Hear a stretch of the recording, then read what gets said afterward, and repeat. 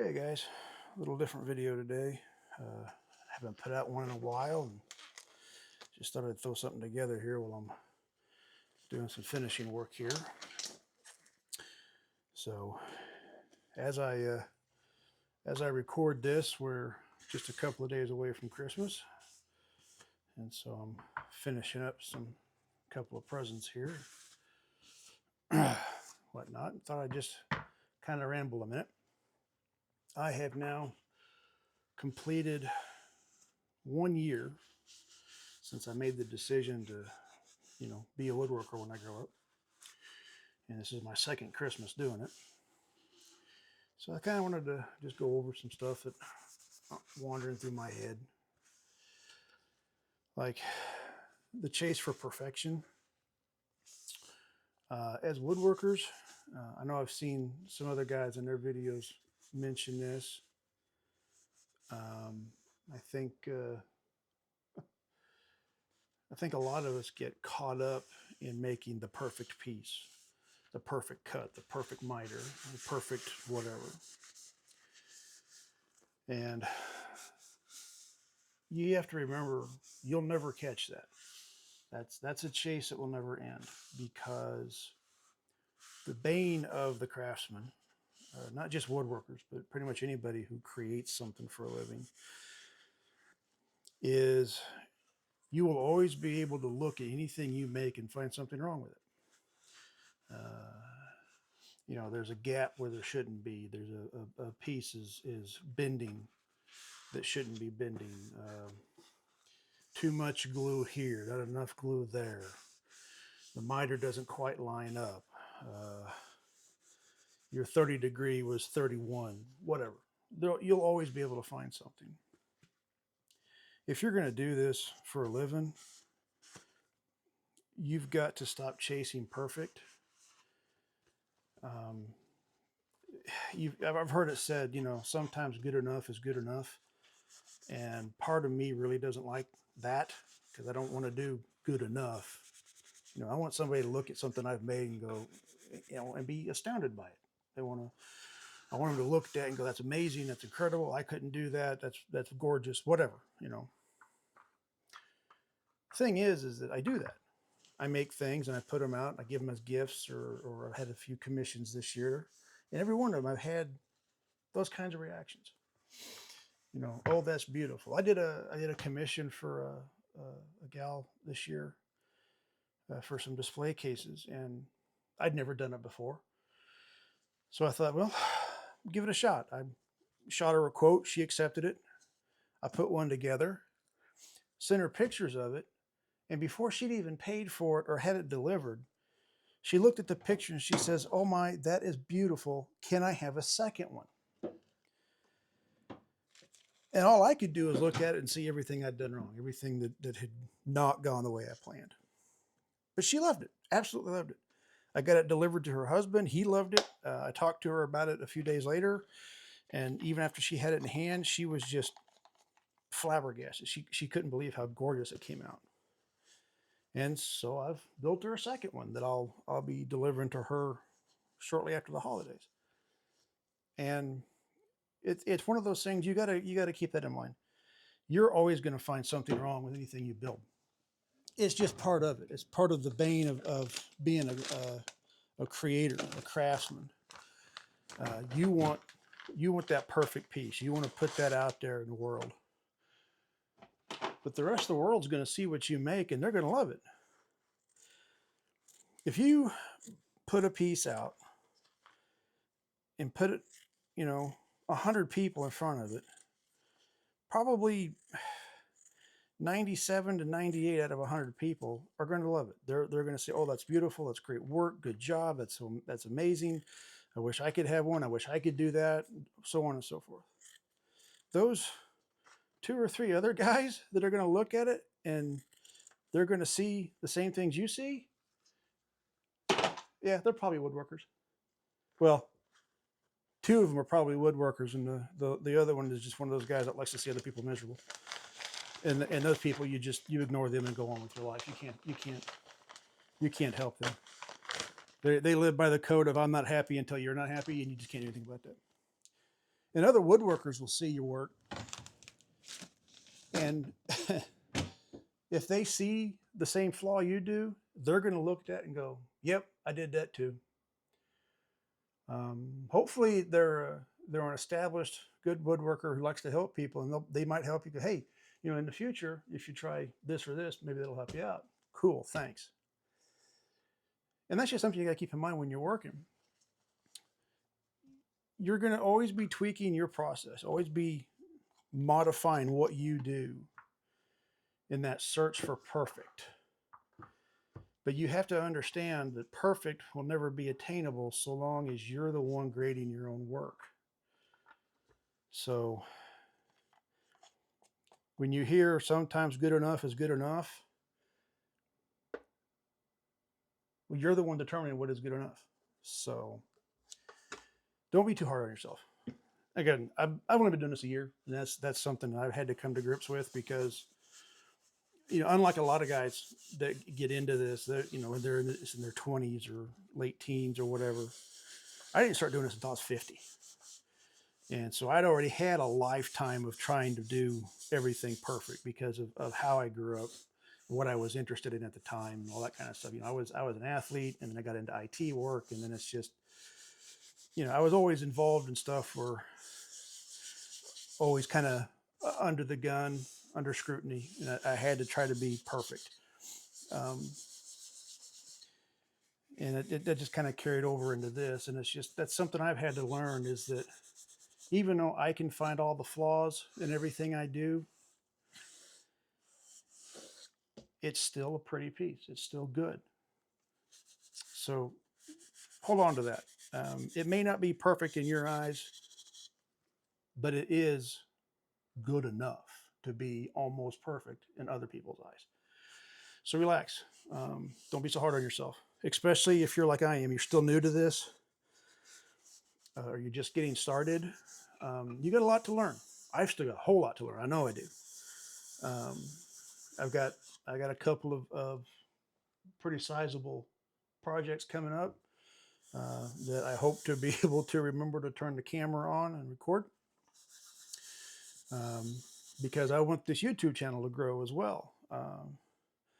Because if you can get these up high enough and monetize them, then it can actually be a part of your income. I'm not going to say it's your income. I mean, I'm not shooting for that kind of stratosphere, but it'd be nice to have that little extra coming from this.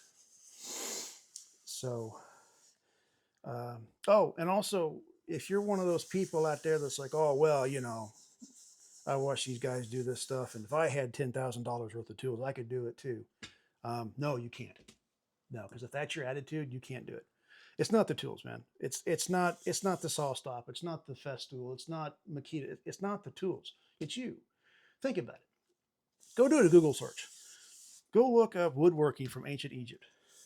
You're going to find pictures of stuff that they found in the pharaohs, temples, in the pyramids. Hey, I'm 50. I'm old. English is hard. You're going to find pictures of stuff they found in these pyramids. Examples of woodworking from ancient Egypt. These things are 6,000 years old. They didn't have a saw stop. They didn't even have electricity. They're doing this stuff by torchlight. And it's amazing work. And it lasts all these years. Yeah, granted, it's in basically a sealed chamber, but still, there's no $10,000 of power tools in their repertoire.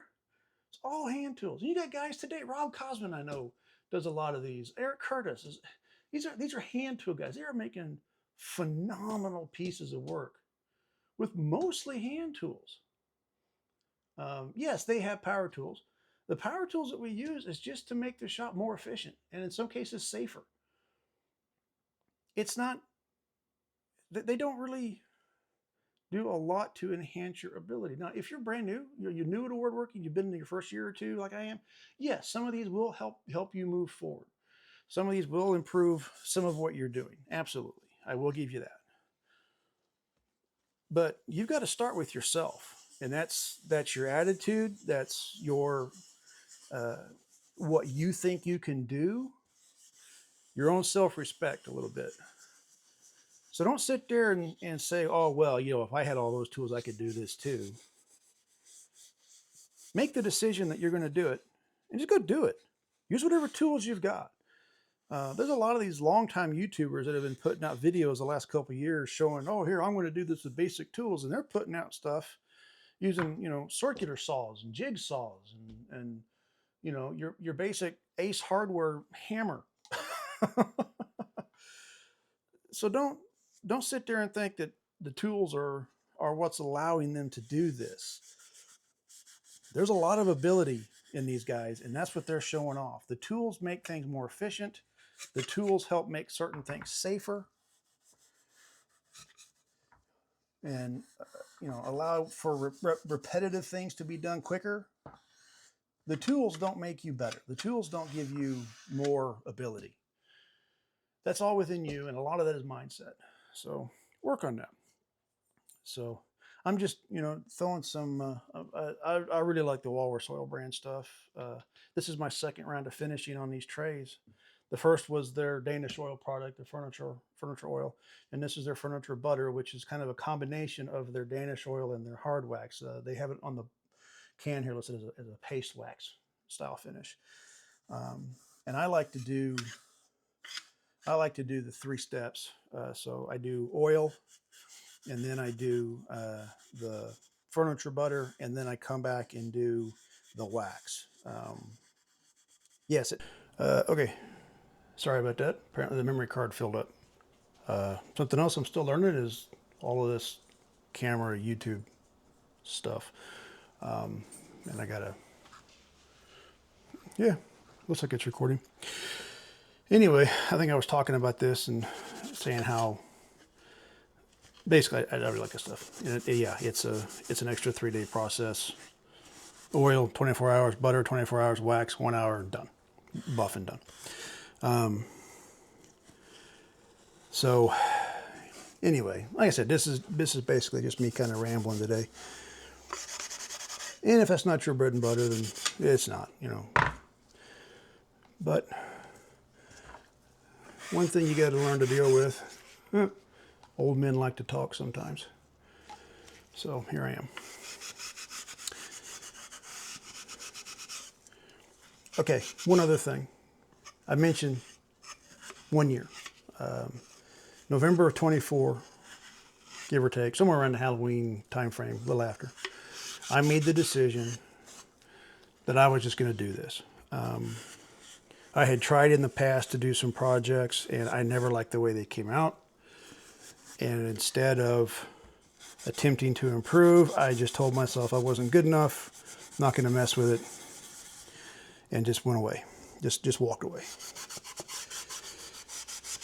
And then, but on 24, I had a little bit of an epiphany and decided, you know what, I'm not going to walk away this time. I'm going to put in the effort. I'm going to work. I'm going to do some work. And I've really enjoyed this last year. So if you're one of those people that's on the fence, whether it's woodworking or something else, woodworking, metalworking, photography, automotive repair, whatever it is, if you're kind of on the fence about whether or not you want to get into it, you don't think you're good enough, just make the decision that it doesn't matter if you're good enough now. What matters is that you can be good enough, but you've got to work. And just make the decision to do the work. You'll find that once you get into it with that proper mindset, don't look for perfection, be aware that there's work, all that kind of stuff. I think you'll find, as I did, that the pursuit of improvement is worth every splinter, every bruise, every used bandage, in all the hours that you will be putting into it. It's the pursuit of improvement, I think, that you need to go after. It's not just, I'm going to be a woodworker and I'm going to make a big business out of it and so on and so forth. I mean, yeah, those are great lofty goals. But put it in your head that your first steps are to learn to be better. Learn how to do something, then learn how to be better at doing that something. These dice trays are a prime example for me. I'm still learning how to get them right, how to do better. You know, I've had lots of people look at them and love them and say they're beautiful, and I, of course, as I mentioned earlier, look at them and see everything that's wrong. But it's the pursuit of improvement, and I think that more than the pursuit of perfection is what you should aim for. Don't pursue perfect. Pursue improvement. Look to be better. Every time you make something, try to make it better than the last one. Little dog just ran through and hit the tripod, so it wasn't an earthquake. It's the pursuit of improvement, I think, is what this needs to be about. As woodworkers, as crafters, as somebody who wants to make something for a living, the pursuit of improvement is far more important than perfection. And when you hear sometimes good enough is good enough, then ask yourself, when you've made something, is this an improvement over the last time I made it? If it's the first time you've made something, then you've got to be honest with yourself. Is this the best I can do right now? Without, completely starting over. Because you're going to start over, you might as well just make another one. Be honest with yourself. Is this the best I can do right now? You're going to get to a point where you're going to realize that the only way to improve on something you've just made is to tear it down and start over. At which case, finish it. Be done with it. And find everything you don't like about it. Find everything you think you can improve. And then build it again and incorporate those improvements. The relentless pursuit of improvement is far more valuable than the pursuit of perfection. But again, I've only been doing this a year. What do I know? I'm no expert. But it sounds good, doesn't it? The relentless pursuit of improvement. I like that. I'm going to have to remember that. And yeah, I mean, like I said, sorry, this is a rambling video. These are some of the things that come into my head as I'm standing here playing with the oil and putting the finishing touches on a project. I think that's going to work out really well. So, but yeah, don't be discouraged if your final product doesn't 100% match that picture in your head. It won't the first few times. Something will come up and get you. Whether you'll measure something wrong, or your table saw will be out of alignment. It'll be at 89.7 instead of 90, or you go to make a 45 and it actually winds up being a 47. Whatever. These things happen. It happens to the best of us. It happens to everybody.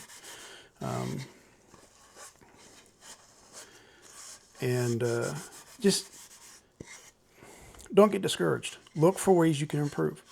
How can it be better next time? Especially if it's a thing you're going to make more than once. Which is something else. Go into every project with the expectation that you're going to make it more than once. Even if it's like, hey, we need a dining room table. I'm going to make a dining room table. I only ever need one. Okay, cool. So you're going to make one.